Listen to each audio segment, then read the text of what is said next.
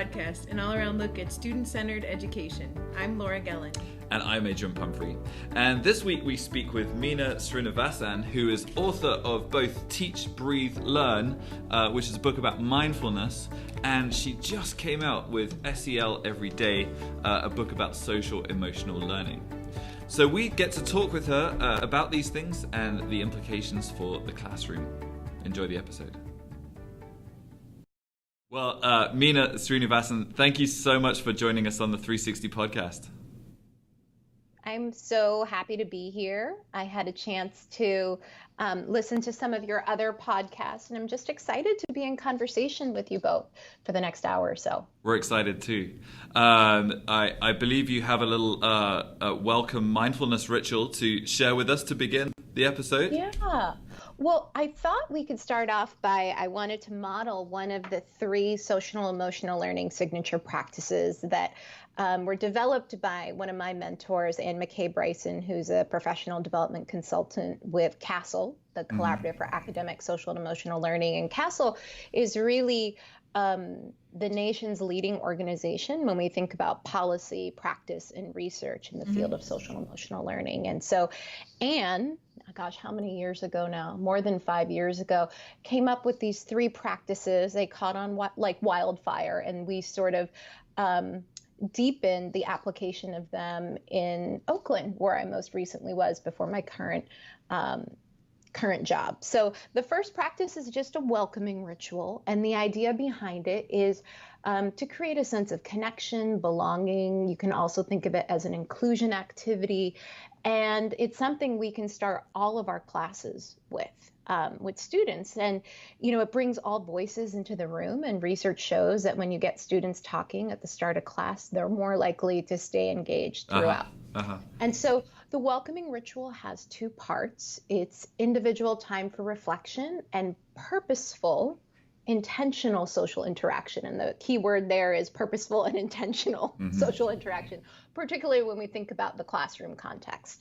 I'm also going to weave a little mindful practice into this, and really mindfulness is just paying attention to your experience in real time with just a quality of kindness and curiosity. So if it's okay with you, I don't have a bell handy, but you don't need a bell to practice mindfulness. And I'm going to just invite us to bring some awareness to our breathing and maybe our feet on the floor.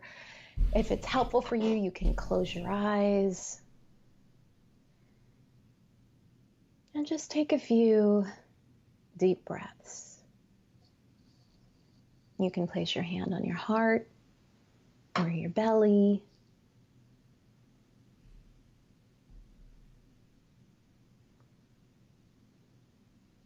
And as you bring attention to your breathing, I'm going to invite you to consider the following prompt.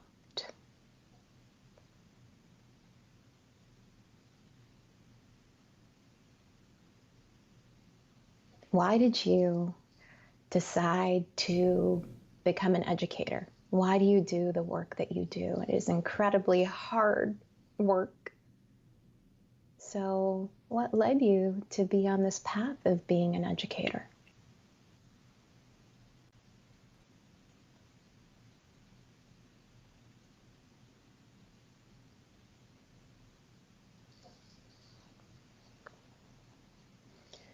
So as you connect with this open question,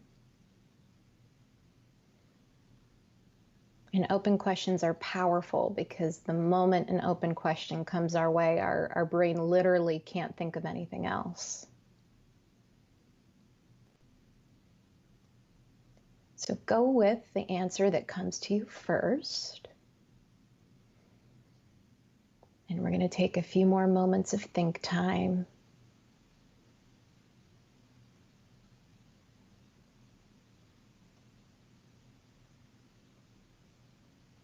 And if your eyes are closed, you can open them. And this is also my sneaky way of getting to know both of you, more than just your name and your role, but would love to know, why are you on this path? Why do you do what you do? Sure. So I'm Laura, and I teach English to high schoolers. And I love being an educator, and I think what's brought me here is that as a student, I always felt like I learned something about myself through reading.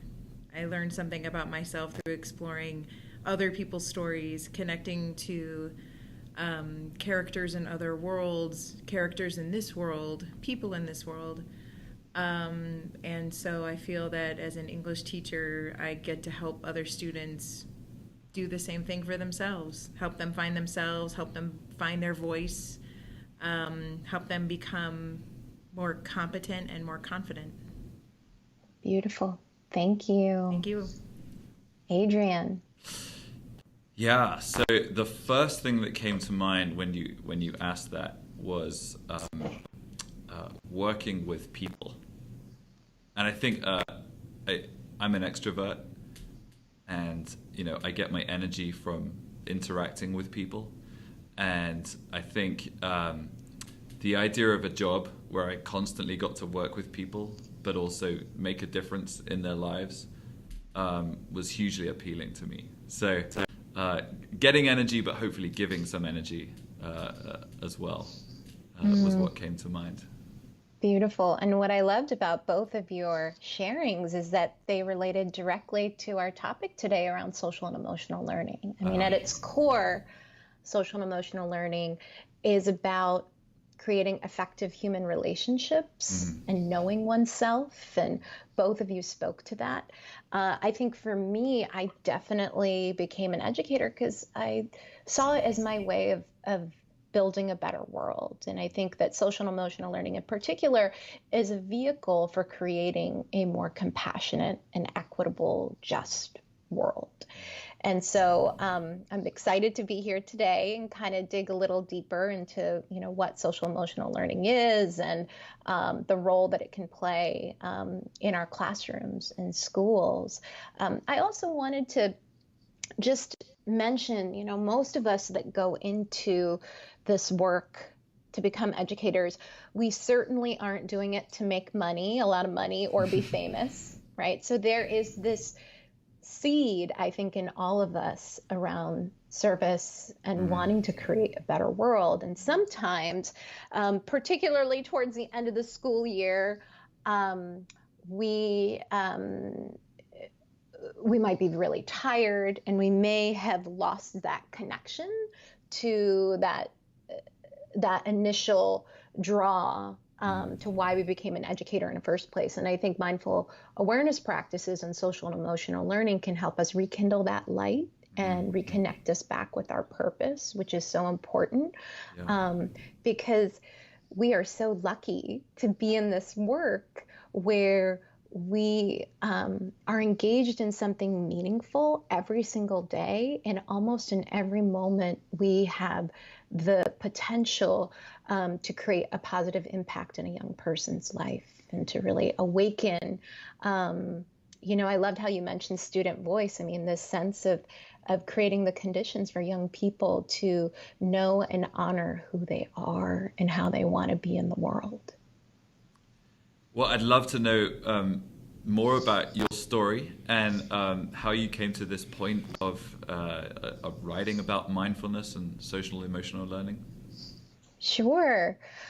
Well, I never thought I would become an educator. And when I graduated from college, I actually deferred a job in New York City with the ABC Network's news division.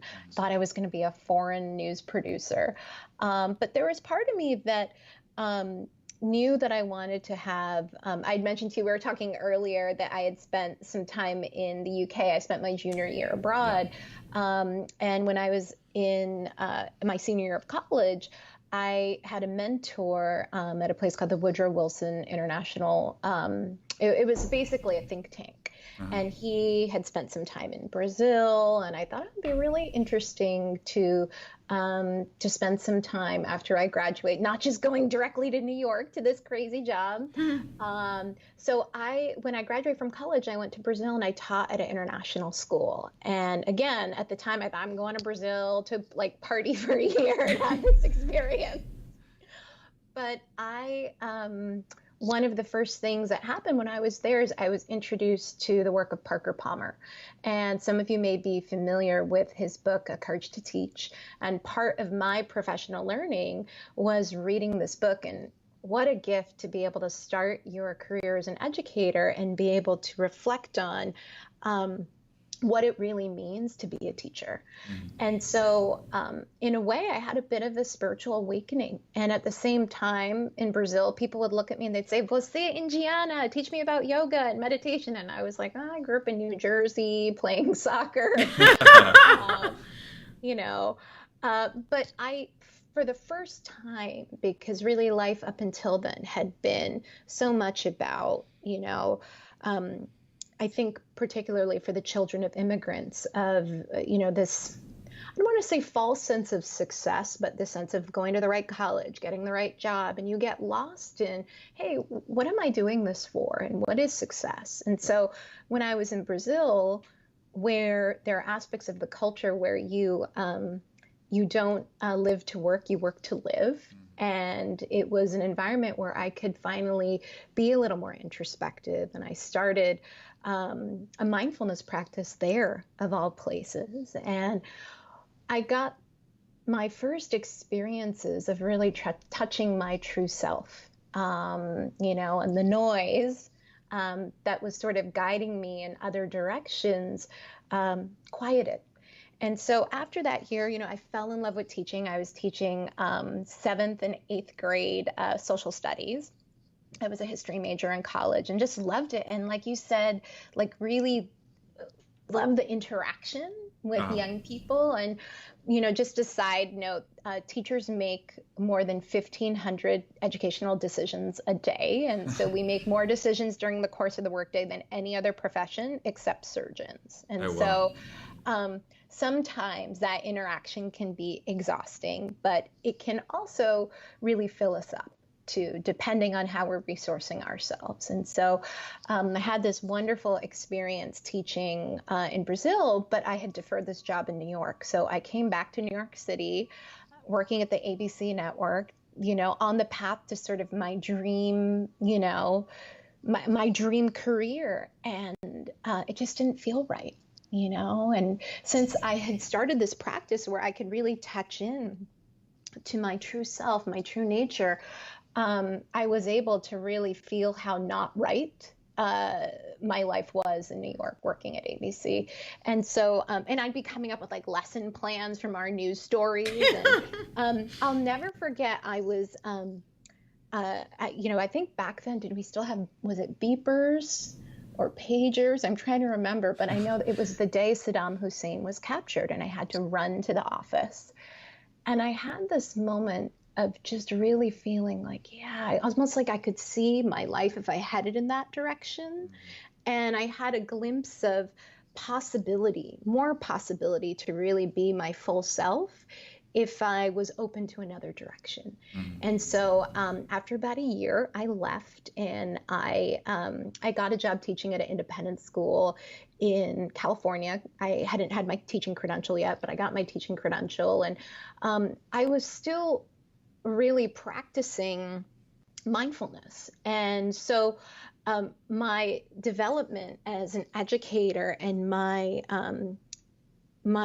life as a mindfulness practitioner they kind of started at the same time, and they were growing and developing simultaneously and really reinforcing each other. And so, eventually I went to graduate school, and there was part of me that wanted to spend time in my ancestral homeland, which is India. And so I, after graduate school, got a job teaching at the American Embassy School there. And there was a mindful educators group at the school. And so it was just amazing that here I was. And this is before mindfulness was a buzzword and everybody was talking about it.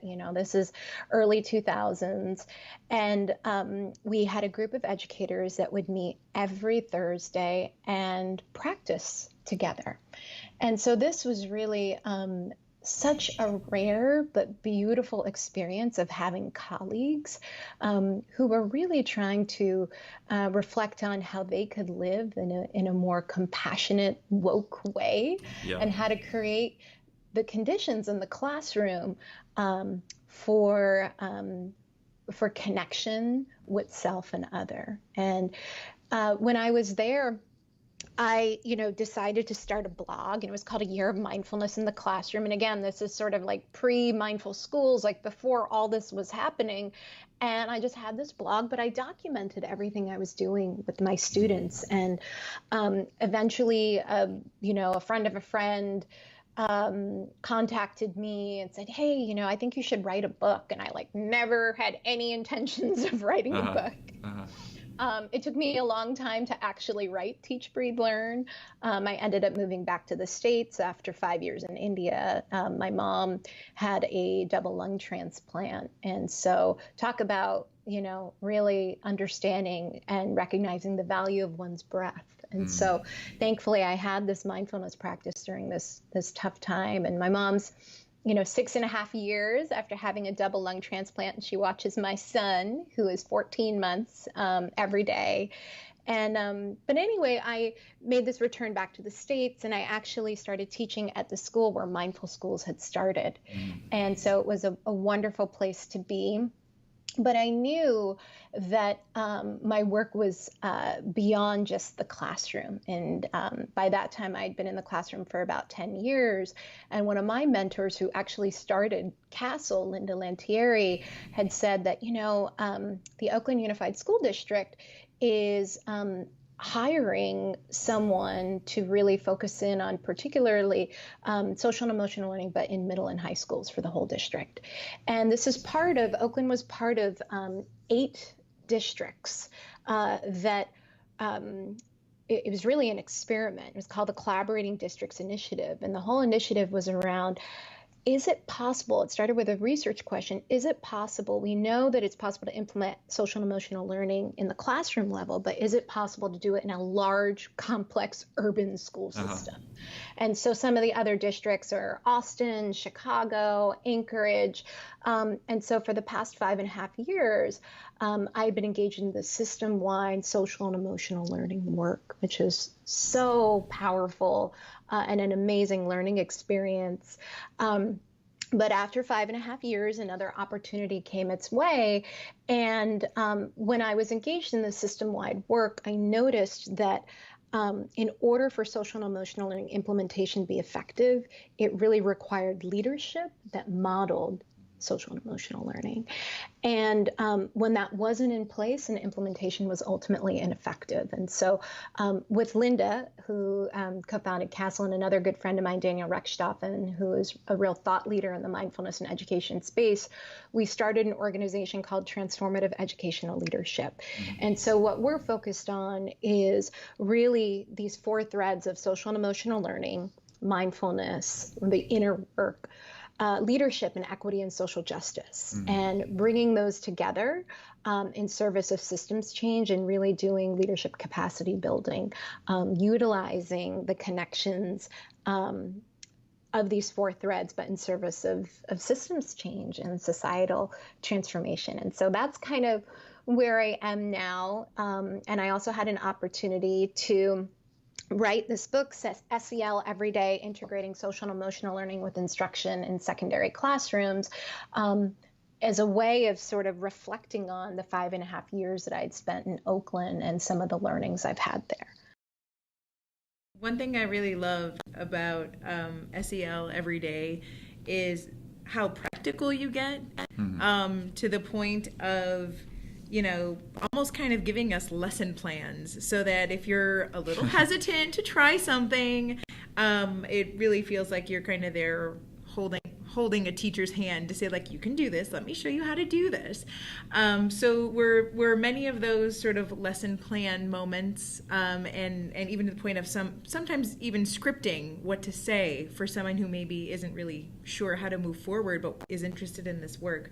Was that kind of based off of what you had done in your classroom, or was it tested out to kind of see what works best?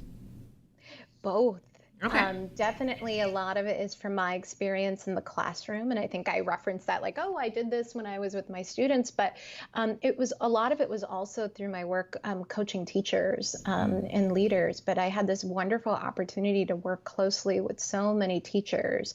And understand the reality of just, I had mentioned before, the 1,500 decisions during the course of the workday. And I think there's this false dichotomy between social and emotional learning and academics. And teachers are like, what, you're expecting us to do that again? And I think there's also sometimes social emotional learning is framed in more of a mental health lens. And when that happens, then teachers might feel, well, that's the job of the counselor. But really, learning is social and emotional, right? We can't teach effectively if we're not also taking into account and building and reinforcing. I'll just draw upon the CASEL framework. There's several social emotional learning frameworks out there, but if we're not prioritizing our self-awareness and the self-awareness of young people, self-management, social awareness, relationship skills, and responsible decision making. I mean, these are the skills we need to be successful in academics, but also in life. So the idea behind the book was really to offer something that would be super practical that teachers could read. I had a teacher be like, oh yeah, it took me 2 hours or it took me 90 minutes, and they can go back to it, and even offering the lesson plan template in the Understanding by Design framework, just really trying to get folks to see that you don't have to reinvent the wheel. And this is possible to go about teaching your math curriculum, but teaching with SEL in mind. And so the resource is by no means exhaustive, but I think of it as a very practical starting point for teachers and teaching teams to start being more intentional around social and emotional learning in their instruction. And for me, one part where I really saw that connection between SEL and academics, and SEL and a student being able to learn well, and I think also part of why I became an educator, because I'm seeing all these touch points now as I'm looking at this little area that I highlighted. You said positive teacher-student relationships and classrooms where students feel seen, heard, connected with peers, and involved in decision-making result in more motivation and stronger academic performance. And for me, that was sort of a clincher, that there's so many important factors intersecting just in this one sentence, that I think certainly we want our students to feel seen and heard. And so if that's one of your goals as a teacher, then we should be doing this work. Totally. And it totally aligns with what you said earlier around the importance of student voice. And I think particularly with adolescents, but really pre-K-12, or even when you think about adults, how important it is for us to have voice and choice in our professional learning plans at school. So I'm glad that you lifted that up, because I think it's such an important point. And actually, if there's one takeaway I'd want any secondary educator to have from this book, if they're like, okay, I'm going to commit to one thing, I would say commit to incorporating more student voice into your class. I appreciate reading both of these books, actually. And you should know, we should tell you that this is one of our summer reading books for our faculty. I don't know if you know that. So Teach, Breathe, Learn. It's not only that, it's the most popular choice for summer reading for our faculty. So there's a group of faculty that are very excited about working through this and implementing some of the strategies. But I'm thinking of also your recent book, SEL Everyday. Really enjoyed reading that, and excited to try some of the things out. It's not often you get things like SEL linked with mathematics. I'm a math teacher, so people don't often think about social emotional learning in the math classroom, right? It might be more easy to think of it in a social studies context, or something like that. So I appreciate the links that were in here for a mathematician. I'd love to know, what would you consider the difference between mindfulness and SEL? Because we hear this term thrown about a little bit, SEL these days, and you'll go to conferences and you'll hear SEL this, SEL that. But I think it's important for us to say, what we mean by these things. So what is the difference between mindfulness and SEL, and how do you think they're connected? Totally. I just wrote a blog post for Mindful Schools on this exact topic. And it's really around how they can work together and reinforce each other. And I think I talk about it a little bit in the book. But I see social and emotional learning as a process, a lifelong process that we engage in that strengthens those 5 competencies that I mentioned earlier: the self-awareness, the self-management, the social awareness, and relationship skills and responsible decision-making. I think mindfulness is a really great way for us to deepen our practice of social and emotional learning. And so now I want to introduce a new term, mindful awareness practices. And so MAPS, or mindful awareness practices, are educational approaches that promote mindfulness in students and teachers. And so they really consist of, like mindfulness of the breath, mindfulness of sound. They're specific practices, and they really need to be done with a certain degree of frequency in order to have an effect. And so, for example, a lot of people talk about SMART, short moments of awareness repeated throughout the day. And as a teacher, there are several opportunities for this, and I talk about it in Teach, Breathe, Learn, like when we're on the toilet during the school day, which sometimes is the only time you get by yourself. When you're practicing wait time, right, in the classroom, when you ask a question and using that time to breathe, come back and set an intention to mindfully listen to your students.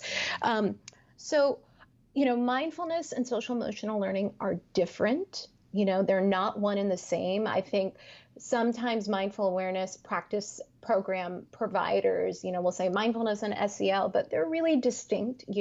Another way of thinking about it is mindfulness is an inside out approach, whereas SEL is an outside in, but you really need both.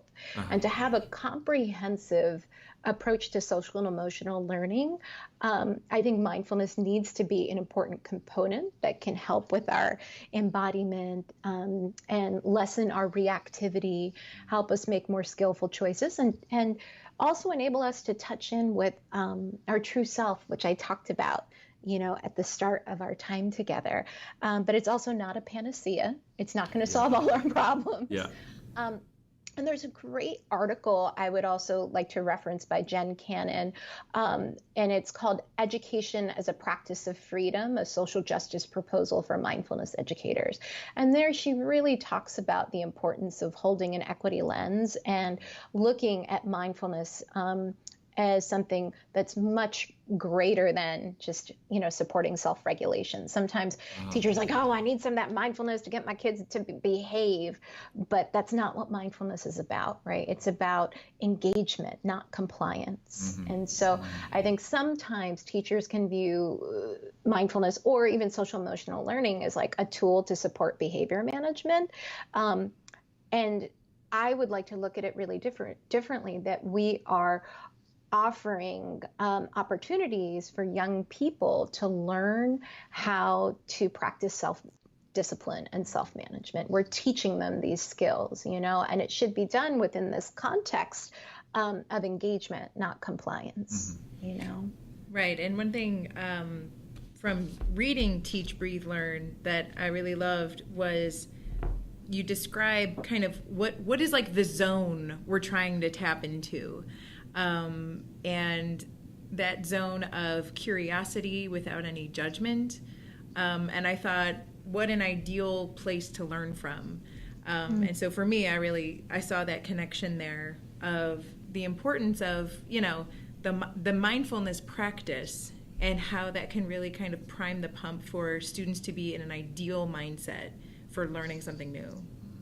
Totally. And so it is curiosity without judgment, but it's not curiosity without discernment. And so I want to also emphasize the ethical foundation of mindfulness, which can sometimes be lost, in the corporate mindfulness space. I mean, really, when we're thinking about mindfulness, at least as the way it's been transmitted to me, it really rests on this ethical foundation. And that ethical foundation is this sense of like, our interconnection with each other, with the environment, and that that equity lens and that commitment to social justice, and also our commitment to saving our planet have to be integral parts of mindfulness as well.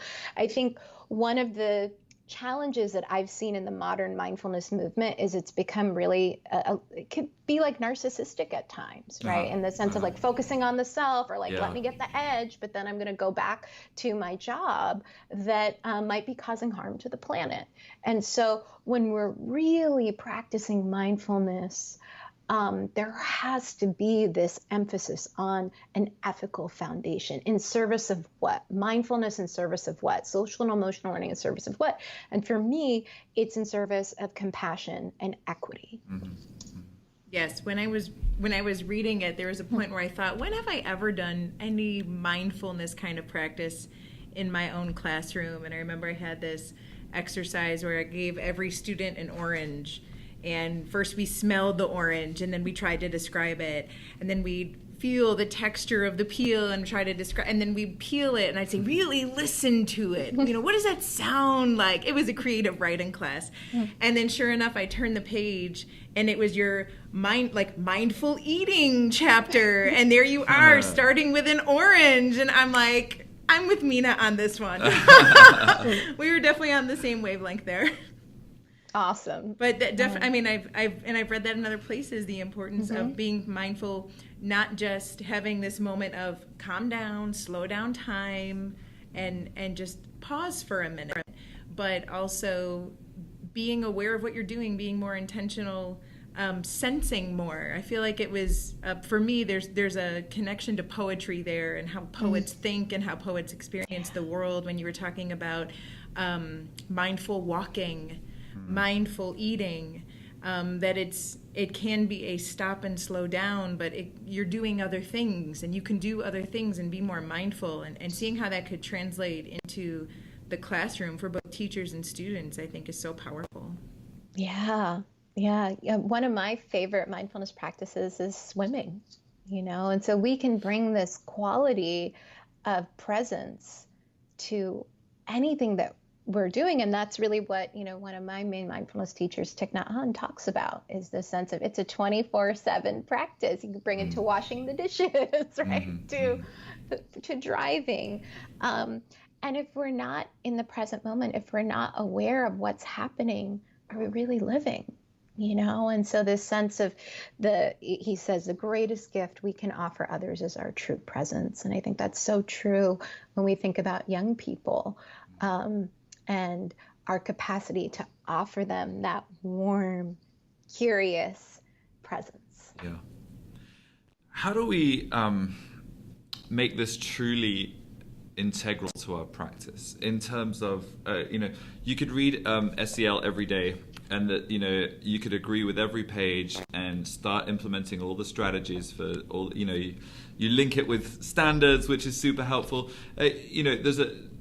On one side, there's a danger that you could just, sort of start applying it almost in a trivial way, right? And sort of, put some SEL in it. Sort of, how do you actually make it integral to your practice and something that becomes second nature to both yourself and your students, rather than just, an add-on to what you're doing?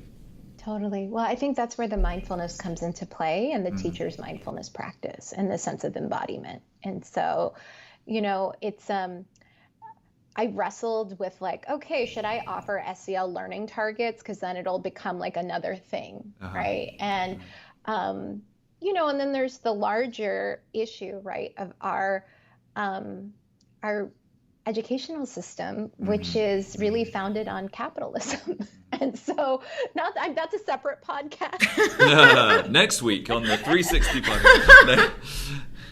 But I think for it to really not be an add-on or not be trivial, it's got to be part of your life. How do you, not just as an educator, but as Adrian, how do you commit to living a life of deep meaning? And I think when that light switch, because I think we all have that light in us, and when we start engaging in some of these practices, that light's rekindled and grows stronger inside, and it's part of who we are. So I would just say that it's a tricky thing when schools are like, okay, we're going to mandate SEL, but it has to be part of the culture. It has to be an important part of how the leader is modeling the way in which you run meetings and your processes for making decisions.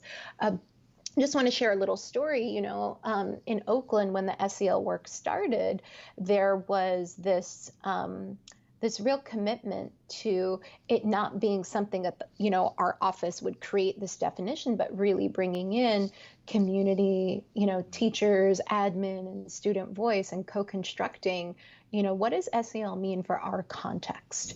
And I think that process modeled social and emotional learning. So it has to be a lot more than just, checking the boxes. All right, I have my SEL learning target. To be part of who we are, both at the individual and collective level. Well, and then toward the end of SEL Everyday, when you get into some of the protocols between the adults, right? You mentioned, and this I'm guessing is from your instructional coaching, of when you do the walkthroughs and, okay, now we're going to sit down and kind of debrief. And that could really easily be a stressful and anxiety-filled situation for a teacher who's being evaluated by a superior. And the way that you walk through those steps, I mean, you can really see how, we're all here to get better. We're going to learn from each other. And so that idea of, are we living it and breathing it, even just amongst the adults? Definitely. The adult culture is so key. And actually in Oakland, our standards were pre-K to adult. They, a lot of places like, we're going to do SEL. We're going to do SEL to the kids. First of all, modeling is you do with, not to. You do together, know. And, this sense of, the SEL learning walks, it can never be a gotcha. Right? I mean, it should never be a gotcha, like, did you have your SEL learning target? And the hope is that the way in which these protocols are offered is that they're offered in a way that is truly modeling what social and emotional learning is. I'm thinking of the teacher listening to this, or even the parent listening to this, thinking, I love the sound of this. It's a little overwhelming to read all of this at once. What would you recommend in terms of things you could try next week? That's a great question. So I would recommend starting with the 3 social and emotional learning signature practices. So we modeled one at the start of our call, the welcoming ritual. And again, the 2 parts are the individual time for reflection and the intentional social interaction. And so the first practice, the welcoming ritual, is followed by the second practice, which is, they're called engaging practices or engaging pedagogy. So what are the ways in which you're creating opportunities for connection and communication in your class? And I'm going to borrow a phrase from an organization called Engaging Schools. They have something called 30-90-10. So every 30 minutes, having students move 90 seconds 10 feet if possible. This is the same if you're working with adults and leading professional learning. But really finding opportunities to incorporate some of those brain breaks. It could be something as simple as just pausing and having your students stretch and having them be able to integrate the new information. And it could be as something simple as like turn to a partner, or let's check in on our class agreements. How are we doing today? But really having those opportunities to incorporate those engaging strategies. And then finally, an optimistic close. When I was in the classroom, I remember always like looking at the clock and being like, oh my gosh, I'm not getting through my material for today. And I think this is one of the hardest practices to incorporate, but an optimistic close could be something as simple. There's a great Edutopia video called, it's a 60-second strategy called an appreciation, apology, or aha. And literally at the end of the class, the teacher has students up in a circle and he opens it up for folks to share either an appreciation, an apology, or an aha, an insight you had. And the great thing about all of these practices, the welcoming ritual, the engaging practices, and the optimistic close, is that they're aligned with trauma-informed practices. They're easy to start implementing. You can even start with just one. Let me start incorporating a welcoming ritual next week. Yeah. And there's an open source resource that I'll share with you after the call that you can share with anyone who wants. And what it is it's a 3-signature SEL practice playbook. We created one in Oakland, and then CASEL, inspired by that, created one that is open source that I'm happy to share, which has tons of ideas of different types of engaging practices, welcoming rituals, and optimistic closings. So you could just take that and start running with it right away. Excellent. Now, I know you mentioned that you have a 14-month-old. Oh, yeah. And I know that we have parents listening, and we're both faculty parents. How has this mindfulness work and SEL work kind of creeped into your parenting? Oh, well, first of all, I'm so grateful that I had this practice before. I had a baby, and my husband and I actually met in a meditation group. So it's a part of our lives and how we try to move in the world, but how we interact with each other. And for me, I think it spills in. I mean, I'm not able to do the 30-minute or 45-minute sitting meditation in the morning. We just got through like major sleep deprivation. Like my son started sleeping through the night, like literally a month ago. Before then, it was, it's hard.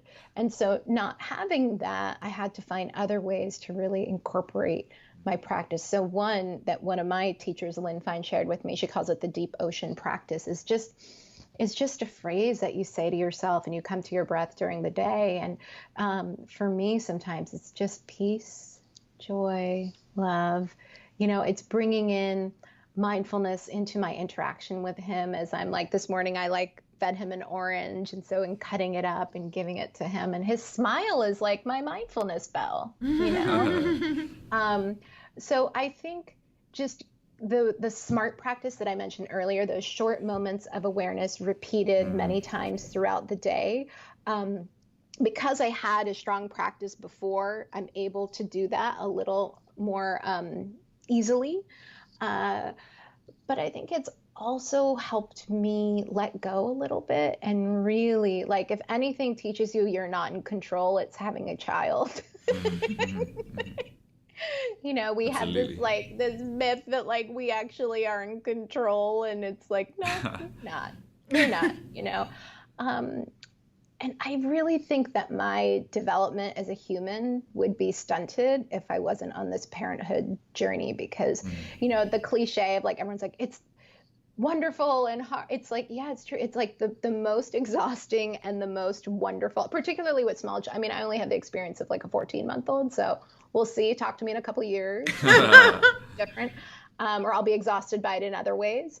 But I think just the sense of holding paradox, of holding joy and love with exhaustion at the same time.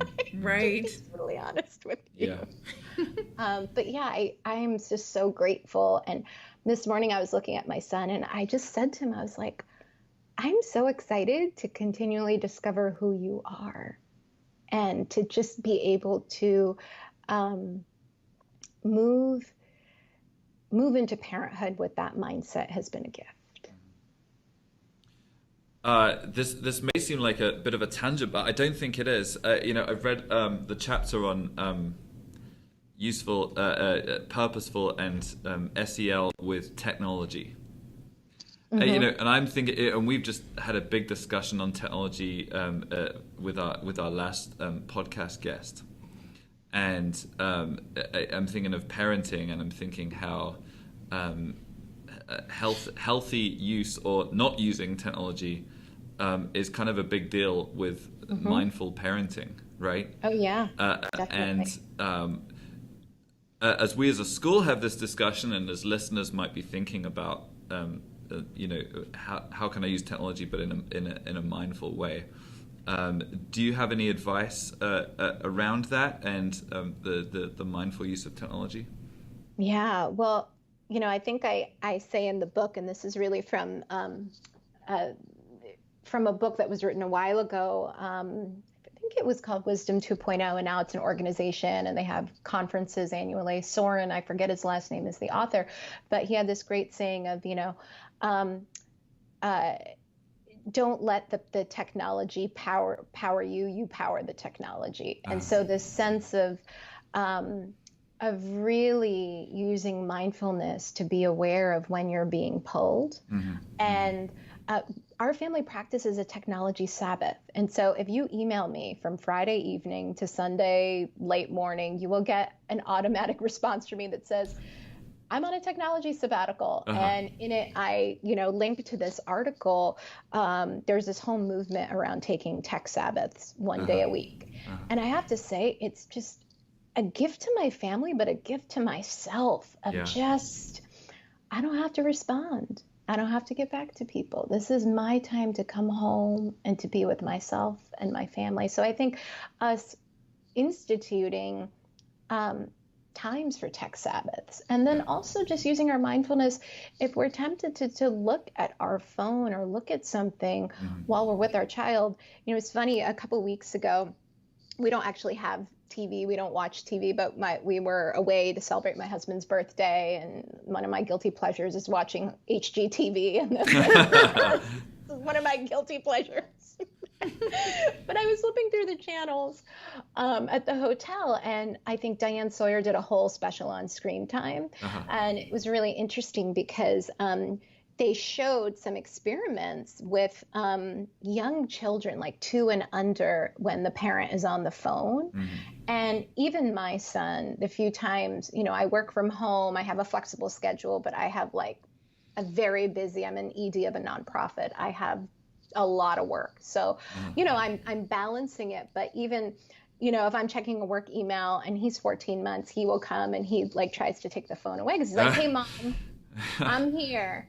So, our kids know, and, this great little part of the special with Diane Sawyer kind of showed that and showed how these young children are reacting. Mm-hmm. And so I think that we have to come back to what matters most, which is our human connection with each other. And I know a lot of schools have also instituted very strict cell phone policies. And as much as kids don't like them, several have said, it's actually really helpful because I get to hang out and interact and, really taste my food, eat my lunch, and be with my friends. So I think ways in which we can incorporate limits. I mean, there's ways to even check in on how much screen time you're using. But I would highly recommend a family tech Sabbath if you can do it for one day a week. It really has been so powerful for my family. Well, we are approaching the end of our time at this point, but I did want to ask, you've gone from mindfulness to talking about social emotional learning, and we'll certainly put the link to that book in the show notes. But I'm just wondering, what's next? Where do you go from here? What comes next? Well, professionally, I'll answer that in 2 ways. Professionally, I'm my 3rd month in my new role as the Executive Director of Transformative Educational Leadership. And this work feels, I'm 39, and it feels like it's been 39 years in the making. And so I am so excited to bring together what I most care about, the mindfulness inner work, the social and emotional learning implementation, at a systemic level, equity and social justice and leadership, and really marrying those things together and creating. Another thing I forgot to mention is our cohort for this year is 40% leaders of color, and my goal is to have it be 50% leaders of color for our next cohort. And I really want to do whatever I can to create a truly safe multiracial space where we can all speak truth to power as we prioritize this important work and transform ourselves and transform the systems and schools that we work in. And so just starting this new chapter, and I'm so excited and working with an amazing team, but have the opportunity to really step in my leadership and model how I want to be. And I have a long way to go, but I am just excited to be on this path of really trying to lead an organization in a way that models social emotional learning, mindfulness, and a really strong equity mindset and equity intelligence.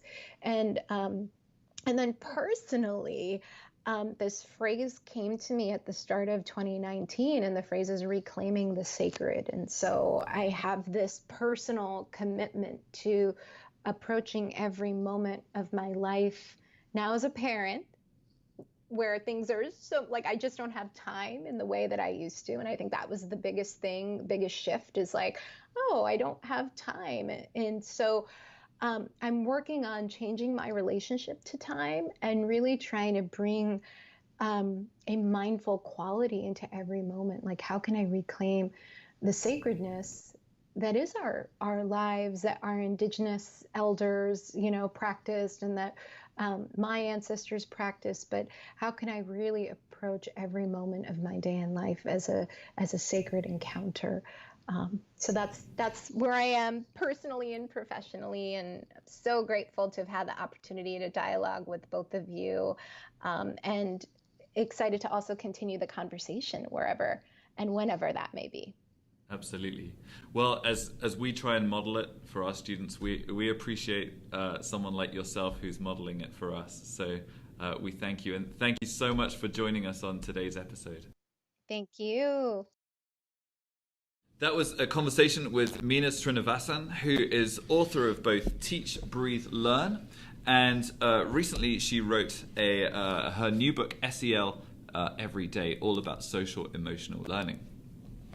So, what did you think? I thought she was awesome. Yeah. I will say from her book, it was really nice to read it and be able to nod my head at a lot of it. When I think about my own teaching practices and I think what our English department does, so much of it does have to do with that self-awareness, the relationship skills, the responsible decision making, everything from being an active participant in discussions, to giving peer feedback, receiving peer feedback. How do you make those decisions? Certainly when you're reading books and got characters making decisions, so much of that is, I feel like, what we do in our classrooms and working on personal essay writing and things like that. Certainly, I think students feel seen and heard in those moments, and hopefully more.